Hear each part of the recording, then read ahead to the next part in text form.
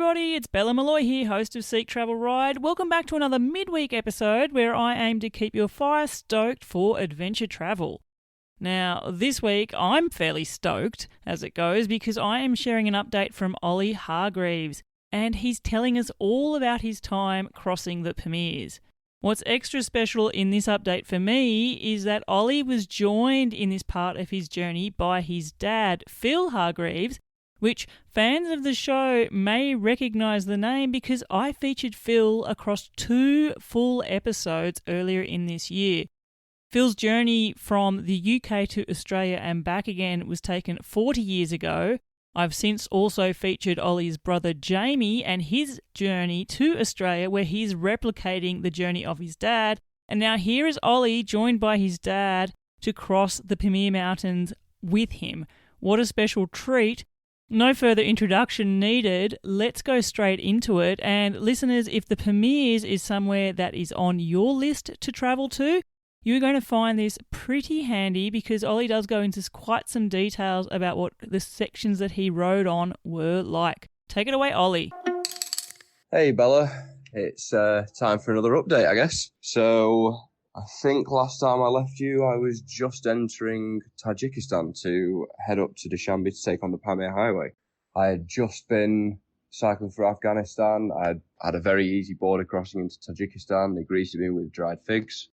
And I kind of got about 60 kilometers into Tajikistan, as close as I could get during the day. And I stayed in a mosque, and my first night was very, very nice. They gave me food. I just wanted to sleep underneath a bit of shelter, and they ended up taking me to a private room, which was very good. And yeah, really nice introduction to Tajikistan. The day after, I decided to do 160k to go and surprise my dad at the airport, as he was, coming out to do it with me. And I arrived and waited at the airport, tried to get a bit of sleep as he was arriving at about 2 a.m. And when he did arrive, he actually didn't even recognize me, which was funny. I was recording him, and then he came over and I said hello, and he went, "Oh, hello," and just walked straight past. So that was a good way to be reunited. Anyway, we slept at the airport and made our way to the Greenhouse Hostel, which, as you probably know, is the hostel that everyone stays in Dushanbe before taking on the Pamir Highway. And we spent a few days in Dushanbe getting things sorted, preparing, sorting out the bikes and all this stuff, catching up as well.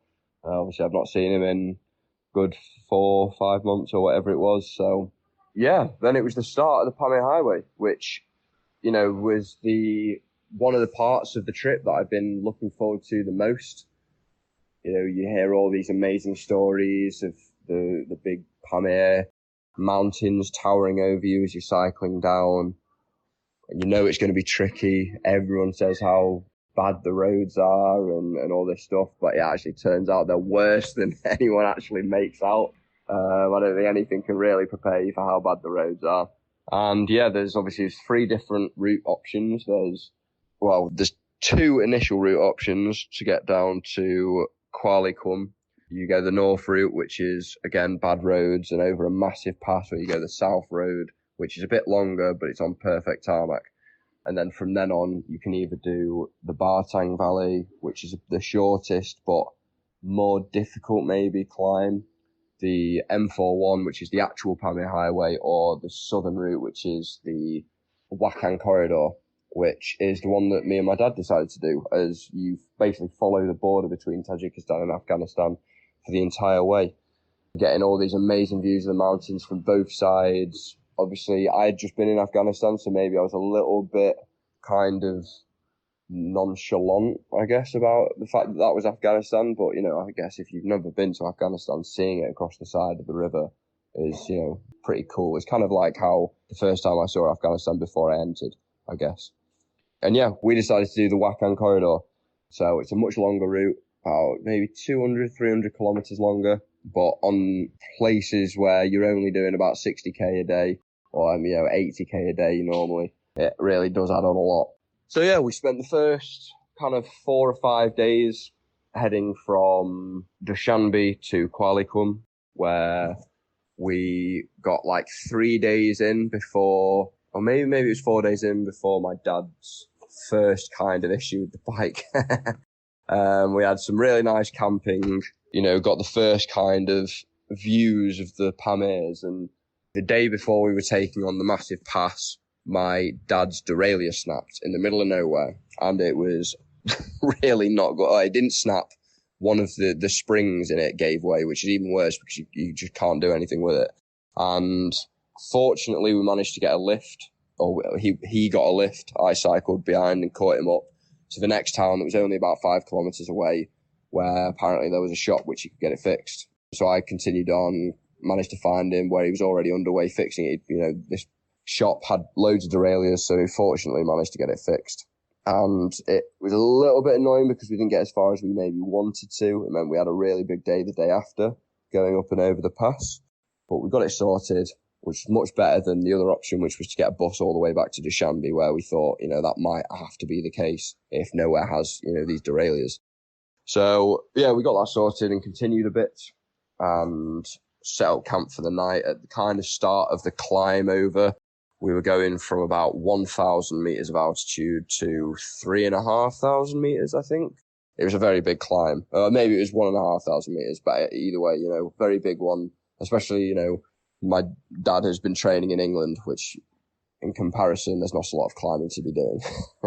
So, yeah, we had a really tough climb. My dad described it as cycling on a riverbed with the roads. So it was quite tough. But we made it over, and got these first impressions of the start and the footprints of the Pamirs, getting up to that altitude and having this amazing panoramic view over the entire valleys and all this, and just amazing rock formations as well coming down. We had a big kind of 30-kilometre descent into Qualicum where we were staying in a hostel for the first time. So I think that was day 5. And yeah, we got there. And we met back up with Casper, who I cycled through Kazakhstan and a bit of Uzbekistan with, which was really nice to catch up with him.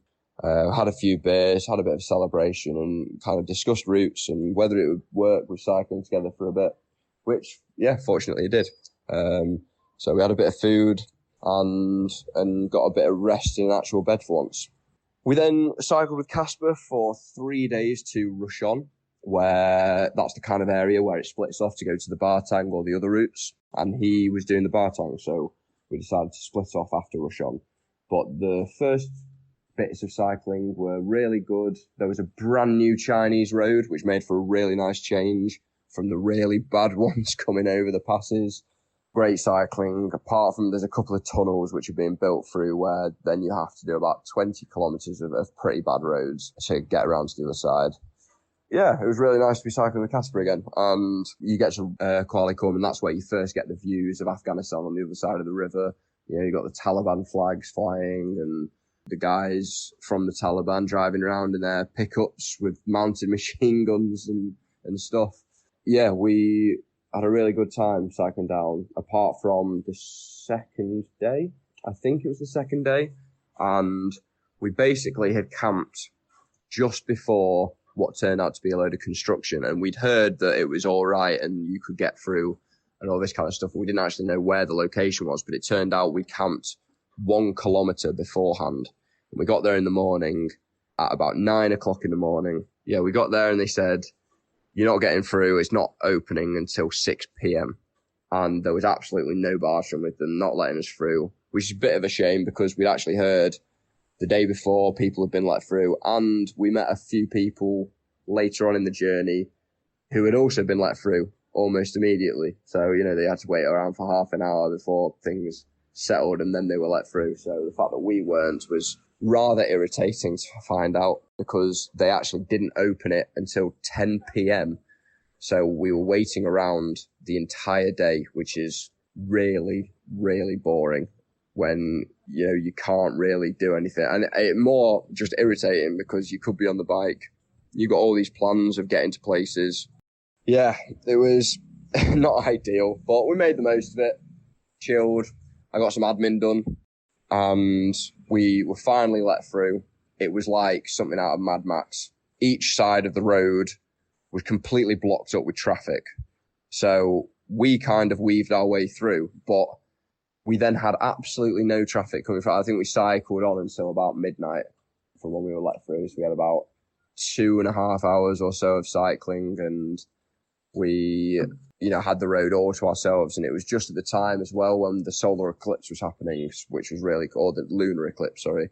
So that was really cool to see whilst we were cycling, and no moon after that, which meant that all the stars were really bright, and it was quite a cool experience actually, cycling in the dark. And we saw lots of camel spiders and scorpions on the road as well, which made a very different kind of scenery to what it's like in the day. We made it to a little cafe and then finally got a bit of sleep after, because there was another set of roadworks. We were like, let's get past them so that the same doesn't happen tomorrow, because that really would not have been fun. But yeah, so we did that and then spent the next day getting down to Rush On, where we got another guest house, and we actually had a rest day there, and it turned out to be Tajikistan's National Independence Day. So we saw all the festivities, quite cool to see. And yeah, we kind of went around, got prepared for a few days without any food and stuff. So we stocked up with what seemed to be the only option for dinner, which was dried noodles and instant noodles, which got a little bit tedious towards the end. But yeah, so then in the morning we said our goodbyes to Casper, wished him well on the Bartang, and set off to head towards the Wakhan corridor. We then cycled down to the city of Karog for one day. It was only about 60 kilometres or so, and fairly good roads in comparison to a few of the days that we'd already had. So we got there and we sorted out a permit for Zorkul National Park, which was at the end of the Wakhan corridor. So we kind of did like a bit of an extra on the Pamir Highway as well, because it's supposed to get amazing panoramic views and scenery, and supposed to be a lot of wildlife, which we really hoped that we'd see. So we sorted the permit out. We again got everything prepared, had some food out for a change, and headed down towards the Wakhan again, because from Karog is where the M41 continues and splits off. So we headed down, still continuing along the Afghanistan border, down to another city where we actually met another traveller called Hitchhiker Timo. You may have seen him on Instagram. He hitchhikes all over the place, and he was actually walking the Pamir Highway along the Wakhan corridor at the time. It was quite cool to see a different perspective of travelling. Yeah, just continued with these absolutely amazing views and getting lots of places to stop off and see ancient ruins from the Zoroastrians and things, which was quite cool to see. They're like an ancient tribe that kind of worshipped fire and the sun. Quite an interesting religion, very, very different. And there were lots of shrines and things that we didn't really know what they were, but we assumed that was also Zoroastrian, with lots of skulls of sheep and goats with their massive horns. It was a little bit eerie sometimes that we saw. I did actually post some photos about them, but they were really, really strange places, but very interesting. And yeah, we continued down, and the roads just kept getting worse and worse the further we got in. And the signal just completely went when we were on the Wakhan corridor. So we were completely in the dark, which, has its perks as well. Maybe it's a bit difficult. We actually ended up missing Mum's birthday because we didn't have signal and couldn't call her. But it also gives you that kind of chance of just staying off the phone, which, you get on this kind of trip anyway. So, but yeah, I wasn't kind of worrying about having to keep up with social media, which was a nice little break, I think. And yeah, we continued on until the last not city, but the last dwelling, I guess, of the Wakhan corridor before you start a very big climb. And we set off to do the climb the next morning after staying in a homestay where they gave us absolutely tons of food, really stocked us up. Carb loading, I guess, for the next coming days, where I think we had about 5 or 6 days of no shops and all that. And we set off in the morning, and it was really, really tough climb, really bad roads, really steep gradient. It was more than 10%, and it just went on and on and on. And there was lots of sand making things difficult, wheels spinning. We stopped off for a bit of lunch before continuing on. And then, yet again, my dad's derailleur broke. Brand new one that he put on a few days earlier, or, a week earlier. And basically what had happened this time is it got caught in the wheel, like they sometimes do. But this time, rather than a lot of derailleurs have this kind of dispensable part, which is made so that it breaks, so that you can just change that part and it's all good. But the one that we put on to change it, the one part which should have been the strongest was made of plastic. The rest was metal. It would have been all right if it was like that. This one bit was made of plastic. So instead of the bit that was made to breaking, that bit did, which meant the whole derailleur was screwed. There was absolutely nothing we could do. We were in the middle of nowhere. We were 40 kilometers in either direction from civilization. And it was a real moment of, crap. Yeah, what do we do? Listeners, I've been using the Cyc Plus AS2 Pro tiny e-pump inflator on my rides recently, and it's honestly been super, super handy. When I first got it, I was a little bit skeptical. Would I actually really ditch my hand pump for something electronic? But I have loved it. It's super small. It packs easily into my little saddlebag without weighing me down. And what I love the most is actually the tyre pressure gauge. It's great because I can see exactly what PSI I'm putting in, which comes in handy whether I'm fixing a puncture or actually doing rides which switch between dirt roads and tarmac. The unit takes about 30 minutes to fully charge, and a full charge will inflate my tyres 3 to 5 times, which is plenty enough for most rides. If you want to check it out, I've got a link in the podcast show notes to Cyc Plus, and Seek Travel Ride listeners get 5% off. Simply use the code STR. It's been a solid little gadget for me, and it's definitely on my pack list for my bikepacking adventures. Okay, now back to the episode. And in the same thing that's happened any time, really, I seem to have had an issue on this. It seems to kind of resolve itself in 5 minutes when a car turned up randomly going the opposite direction to us, so back the way we came. And we asked them, do you know where we could get it fixed? And they said, back down basically where we'd stayed the night before. They were very nice and they gave us a lift back down. But it was a very hectic ride, and it was really, really steep roads, and they were going very fast, but also in a car which you had to start by hot wiring, constantly breaking down. You had to keep getting the spanners out to fix it every kind of 5 or 10 kilometers. So that was not very enjoyable. And there was a cat that was in a bag. Yeah, you heard me right. It was in a bag. Its head was popping out.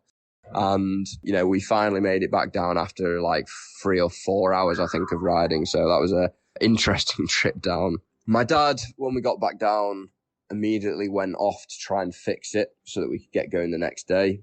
It was late, so a lot of the shops were closed, but we managed to get to another homestay where the guy was really nice and helped out. Drove my dad to a shop where there was a load of derailleurs, but none of them would fit. They were kind of not botched job, but kind of not very well made derailleurs for very different style bikes.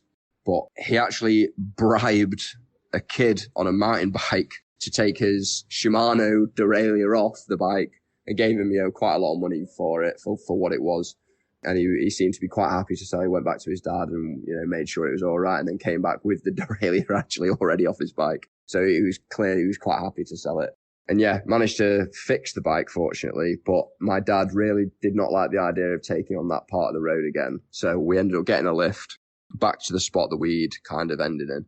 Yeah, we got to the opening of Zorkel Park, where the guys at the control opening for it were a bit weird about it. They were like, "Oh no, you can't go through here, Taliban." We were like, "Well, we can. We have the permit." And anyway, it was a bit of an ordeal, but we got through and we kind of started making our way. And we saw actually on the first day quite a lot of animals, some kingfisher, some really cool birds. And I thought, this part of Zorkel Park is going to be absolutely amazing. I can't wait.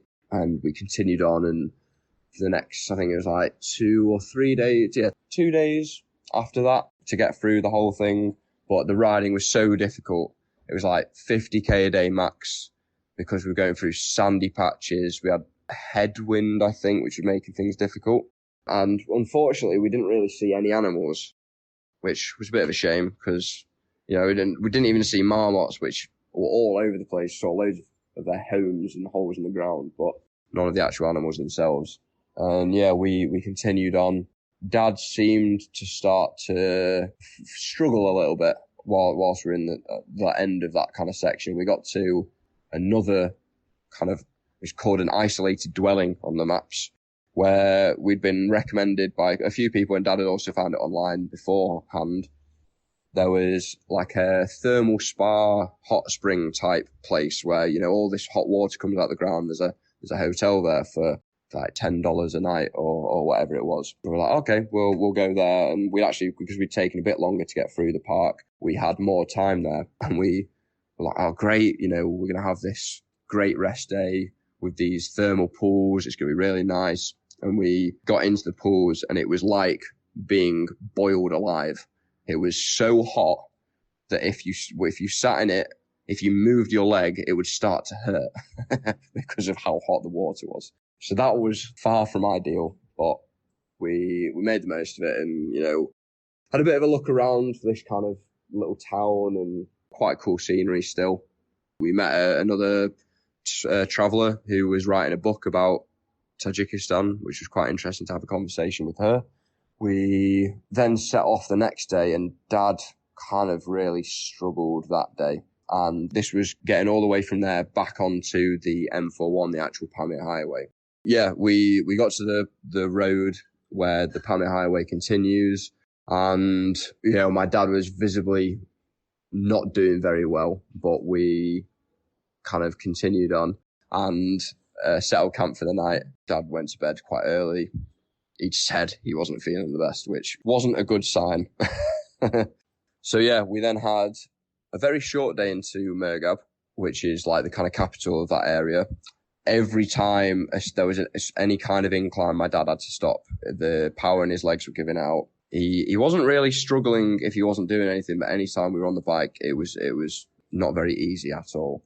And we made it over where we saw a snow leopard sanctuary, which was quite cool to see. They were kind of rehabilitating animals that had become too old or injured to hunt other animals, and they had a young one which they were teaching to hunt. So that was an interesting part. Anyway, we made it to Murghab and got a hotel for a couple of days. We're going to have a rest day.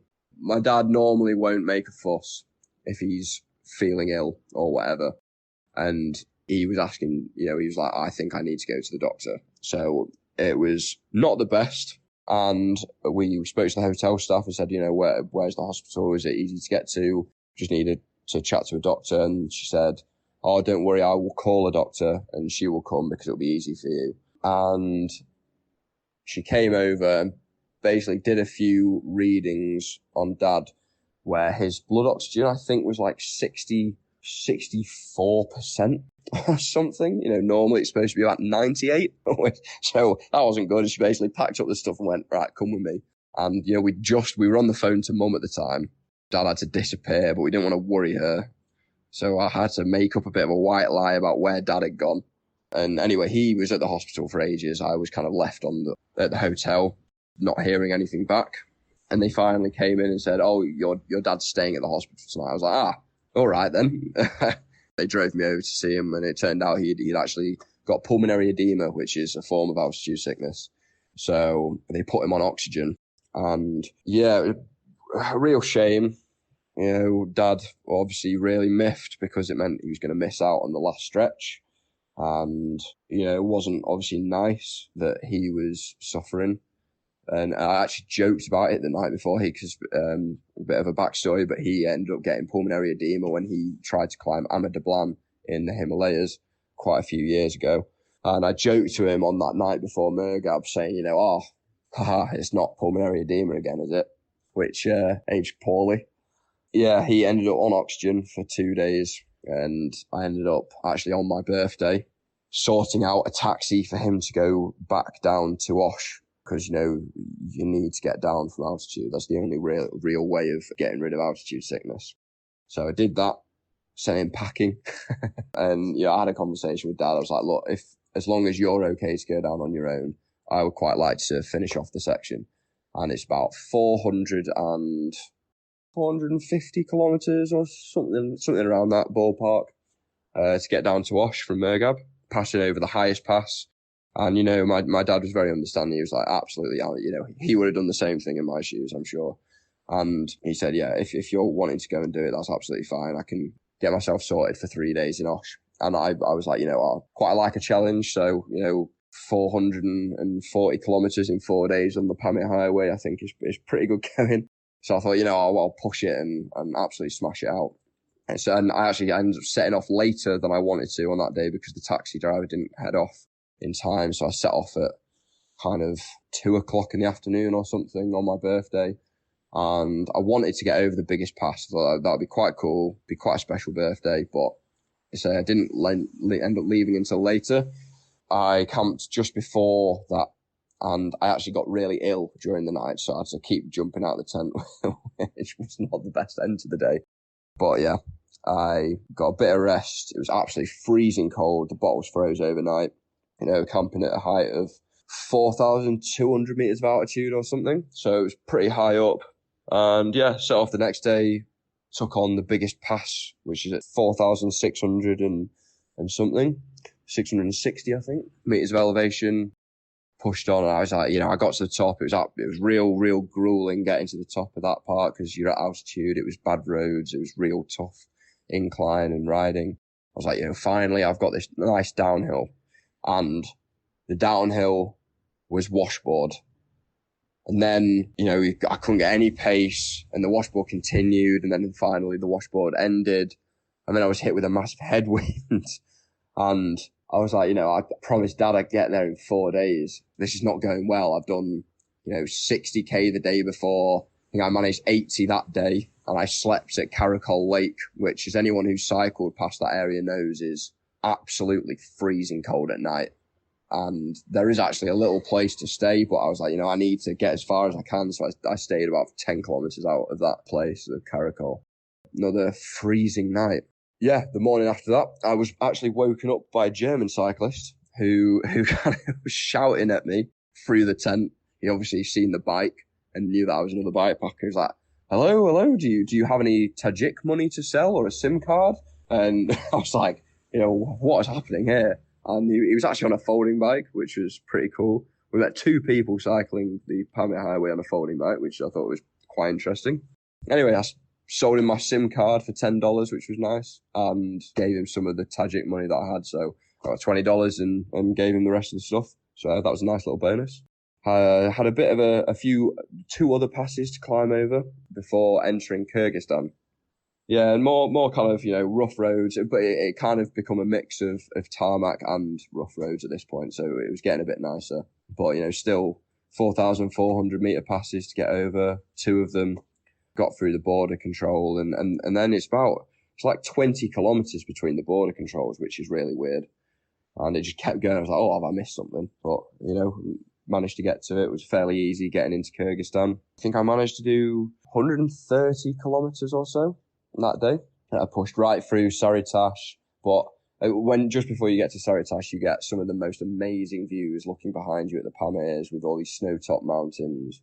And it made me feel really bad for Dad because it was one of the best views we got the entire trip, and he'd missed it because he had to get a taxi down and it was in the dark, and I was feeling a bit sorry for him at that point, really. But I pushed on, had ended up doing another 3 passes, which I didn't realise there were in Kyrgyzstan. I knew there was 2, but another one took me by surprise, and pushed as far as I could that day and made camp for the night. Woke up the morning after, ready to take it on and get all the way into Osh. I think it was 145 kilometers or so, but most of it was downhill. There was a 1,000 meter climb as well, so it was still quite a big climbing day, but that was all in one section, and everything else was just cruising down. I absolutely smashed it out. I think I managed to do 145 kilometers in like 5.5 hours or something. So I was quite impressed with it. Put a shift in. Still amazing views, but very different. It become greener. We were lower down, lots of valleys with, noticeably more horses from entering Kyrgyzstan from Tajikistan. Managed to get to Osh, where I got to the hostel that Dad was staying at. And yeah, we went out for a bit of food, a bit of a late birthday dinner, where my eyes were much bigger than my stomach because my stomach seemed to have shrank in the 4 days, seeing as I wasn't able to eat a lot as I got ill. So I had a massive pizza and a plate of chicken wings, and I think I ate 3 slices of pizza and like 3 chicken wings, and I physically couldn't fit any more in. But it was nice to have a cold beer. That was good. And yeah, that kind of marked the end of the Pamirs. Absolutely amazing. Very, very tough riding. I think it's somewhere which would be much more enjoyable on like a light bike packing setup. Maybe mountain bike, bit of suspension, thick, mountain bike tires. I mean, I've got 2-inch wheels, so my tires kind of suffice, but my bike is rather heavy. So it was a bit of a struggle at some points, definitely. But yeah, that was the Pamir Highway. Yeah, amazing experience. It's something I've been really looking forward to. So I'm very happy I did it. Yeah. Cultural wise, Tajikistan is very, very similar to kind of Uzbekistan and Kazakhstan. You've got the same meals. It's plov, manti, dumpling soup, lagman, and borscht is kind of the options you have. But the people are all very, very friendly again. We did have a few weird interactions, but that's the same in every country, really. But generally, everyone was very kind, especially the people that we stayed with, even more so in Murghab when Dad had altitude sickness. They were very, very helpful, bringing him food and water and taking me to see him as well, trying to help us get a lift down. And, they were really, really nice. Yeah, we met lots of people on the way who gave us apples or bits of food here and there. It was very nice to have, there was lots of apple trees. So it was nice to kind of gorge yourself on fruit whenever you felt like it, because they were all over the place, for the majority at least. But it was very nice, very, very kind people again. It was also obviously a very special part of the trip, as Dad had joined me. He's tried to get out to the Pamir Highway for over 30 years. I'm sure he probably wanted to do it at the time, but I think during the time it was all part of the USSR or it was all Soviet controlled at least. And so it was not really areas that you could get into back when Dad cycled across the world. And, he's always kind of wanted to do it. He tried on a motorbike a few years ago, but couldn't get through due to the Wagner group marching on Moscow. So he couldn't get through Russia. And so, yeah, it was really nice to be a part of his traveling experience and make an opportunity for him to get out and do this thing that's been on his bucket list.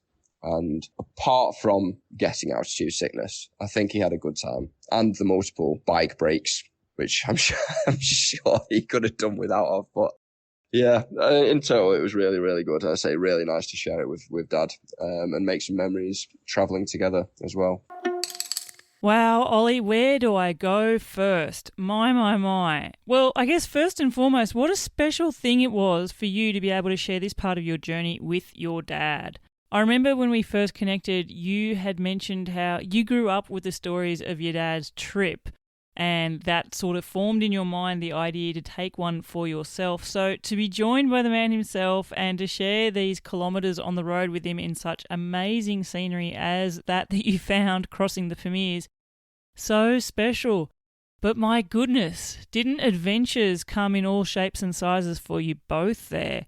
Straight away with your dad's rear derailleur problems, I cannot believe how quickly that happened, but also just hearing how there was always a solution from the first derailleur failure where, how on earth, my mind doesn't compute the idea that in that area there's going to be a store where there's a place that you can get a derailleur, and yet he did. And then, of course, fast forward to many kilometres later in the journey and that one snaps, and the hilarity of me of thinking of your dad sort of negotiating with a child to sell him the derailleur off his bike. But, it worked. And as you mentioned, there's always a solution.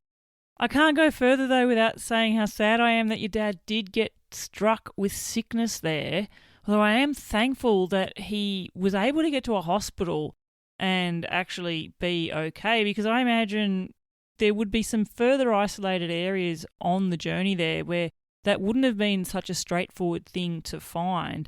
And I imagine in the moment it was something that was particularly hard for you to sort of think about and deal with as well. All happening quite fast, no doubt, but, solutions did pop themselves up.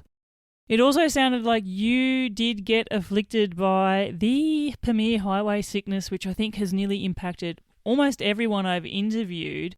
And Ollie, I can't fathom what it's actually like to ride those sections at those elevations and be sick. And I wonder, was it food poisoning or was it just like a form of altitude sickness that made your stomach upset as well? But yeah, so challenging. It's also interesting to hear where all the different routes go. I've interviewed quite a many travellers now who've spoken about crossing through Central Asia, across through the Pamir Mountains, but to actually hear what each of the routes entail, where they are, and the sort of things that you can expect from them, I really appreciated that part of your update there. And it sounds like the road is forever changing, and I wonder what it's going to be like, say, in 10 years. You were talking about this dream section where the highway's been reshaped. I think the Chinese are doing quite a lot of construction work in that area. So I'm sort of imagining what that's like. And then just the horrible, roughest washboard section. I've seen some videos that you've sent me, and geez, I don't know if I'd even call it washboard. I think you mentioned that your dad said it was like riding through a riverbed. But, I'm thinking like a rocky riverbed, rocky, sandy, dry riverbed, horrendous. There are no easy days there, are there? But the views, my goodness, they must absolutely get you through. It was also interesting to hear that, simply when you crossed over into Kyrgyzstan, all of a sudden the population of horses just went up exponentially. And also you spoke there about the lush greenness on the Afghani side that you were looking over towards. And I imagine, having just travelled through Afghanistan yourself, Ollie, it must be quite interesting to view the country from the other side of the border now. But yeah, ultimately, what an amazing experience that you had. I'm sorry you weren't able to share the entire journey there with your dad, but it did sound like you had some great days together regardless. And, setting yourself that personal challenge of cycling, 450 odd kilometres in not many days at all, and getting through it despite being sick. Yeah, wow. I feel like this is a section of your entire journey that you will remember the vivid details of perhaps the most. And thanks so much for sharing the update. Listeners, Ollie has been sharing updates from all across his journey since he set off from the UK to head to Thailand. He's actually nearly at Thailand, and he's been awesome with sending me the periodic voice message updates, which I'm getting out for you. So I've got links to his Instagram account in the show notes, and I'll also provide links to the episodes of Ollie's dad, Phill, in case you haven't heard them yet. Trust me, you really want to. Ollie, you've still got some huge adventures awaiting you, and thank you for sharing your story. Okay, listeners, now is a time for me, my favourite part of the show, where I get to say a big thank you to you, my superfans, for being dead set legends and buying me some coffees. Each and every week, these virtual coffees come through and they go towards the running costs of putting this podcast all together. So I'm very thankful for those superfans of you who send these through. I would like to say a big heartfelt thank you to Nate D. You have said, thanks for making Heinz's incredible story more accessible. It's wonderful to virtually meet this person who embodies the sense of adventure we're all chasing after. Your storytelling brought me tears of joy. I'm looking forward to following your future work. Oh, thank you, Nate. And you're talking there about my 2 episodes that I did there with Heinz Stucker. I'm really glad that you enjoyed it, and it was an absolute privilege to be able to meet the great man himself, sit across from him, and learn more about his incredible 51 years of adventure. And then I have Scott Diamond. Scott, you have said, big fan of Heinz, and therefore I loved your interview. And then a couple of weeks later, you've just bought me some more coffees, and you said, along with Heinz, I'm also a big fan of Ali, and I feel like he's cloned to some extent. I often go onto his site and purchase whatever he recommends. Anyway, of course, I'm not accomplished like him, but what a fun interview. Thank you. Well, thank you, Scott. So you're talking there about Heinz's interview again, and then also Ali Denham, who is the man behind the huge bike travel account called Cycling About. And Ali has been permanently on the road now for, I think about 13 years. And much like Heinz, I had the privilege of being able to interview Ali and learning all about his journey. He's currently in Africa, touring with his girlfriend Laura, who, you've guessed it, listeners, I've also interviewed. Lots of great interviews out there for you all to tune into. And if you would like to do as Scott and Nate have done and also buy me some virtual coffees, you can do so by heading to buymeacoffee.com/Seek Travel Ride. Buy me some virtual coffees, but most importantly, let me know what is it that you love about the podcast and where is your next bike adventure going to take you. And until the next episode, I'm Bella Malloy. Thanks for listening.